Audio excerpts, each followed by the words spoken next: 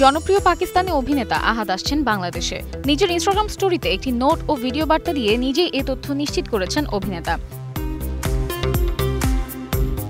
ভিডিওতে আহাদ বলেন, বাংলাদেশে আসছেন তিনি, সবার সঙ্গে দেখা করার জন্য আর অপেক্ষা করতে পারছেন না। ভিডিওর ক্যাপশনে তিনি আরও লিখেছেন, বাংলাদেশ তোমাকে দেখতে দিন গুনছি আমি।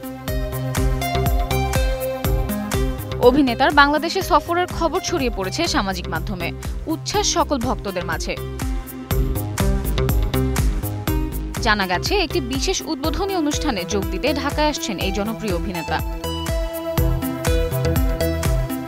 টেলিভিশন ও আন্তর্জাতিক প্ল্যাটফর্মে তার অভিনয়ের জন্য আহাদ রাজা মীর বেশ পরিচিত।